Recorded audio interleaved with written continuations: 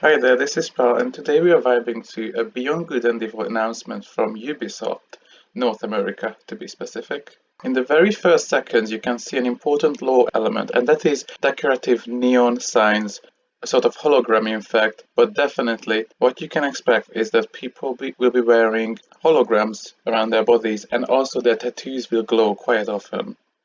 I think we can all agree on the fact that the sculpting is absolutely exquisite, huge upgrade compared to the original game. It's going to be rather risky, however, because it can make some characters look less lovable compared to the highly stylized cartoon style of the original Beyond Good and Evil.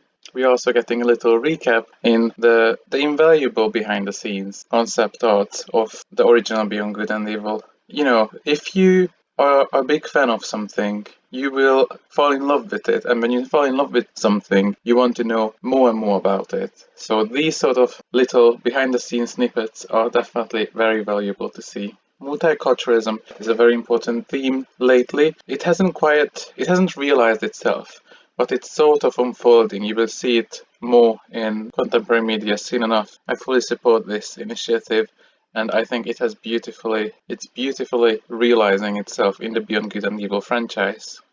As I have mentioned before, there is a great example of what I just said before about photorealism.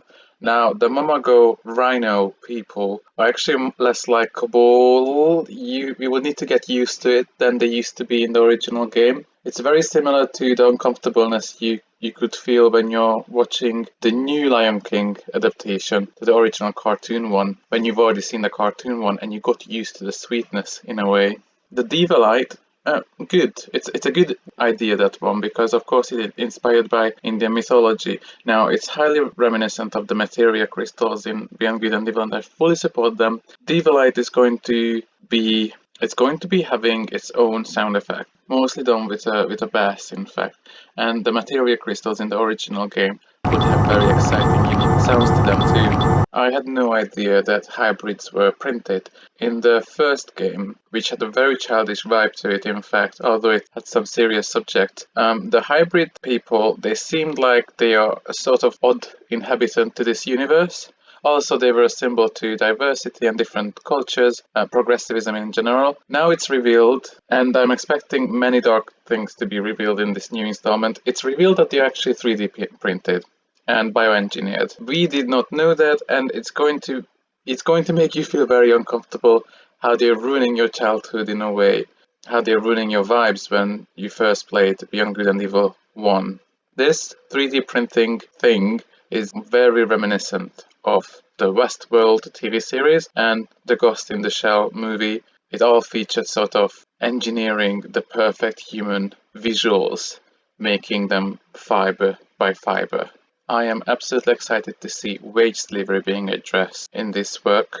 The hybrid people are going to be essentially less fortunate socioeconomic layer to society. They're going to do petty jobs, nasty jobs. I think wage slavery is a huge issue in today's society, and it cannot be addressed enough because it needs to be fixed, especially that robots are coming shortly. The original composer of Beyond Good and Evil is returning as well, which is gorgeous because the music of Beyond Good and Evil 1 was very lovable, and this composer would also compose Skyrim 2. You know how moving Skyrim is. That will be brought forth in Beyond Good and Evil 2, and I'm certain that he will be representing good taste. I appreciate the announcement at the end. Ubisoft is definitely promoting transparency. Now, this is somewhat of an old video, old announcement, but time doesn't exist for the Beyond Good and Evil team, it seems. If I would be an artist involved in game design, I would be hyper excited for this announcement. Spoilers, I will be, in fact, but I just need to practice my skills more. So the final thoughts are Beyond Good and Evil 2 will be a trend setter. It's going to be multicultural, futuristic, liberal, I'm pretty sure. What's going to be a huge threat is Cyberpunk 2077. They should not come out at the same time because Cyberpunk 2077 will overshadow everything. It's not good that we have something too aesthetically so similar works in the making. Thank you very much for listening to this review of a sort. Let me know what we should watch next, of course, and thank you very much for listening. Goodbye for now.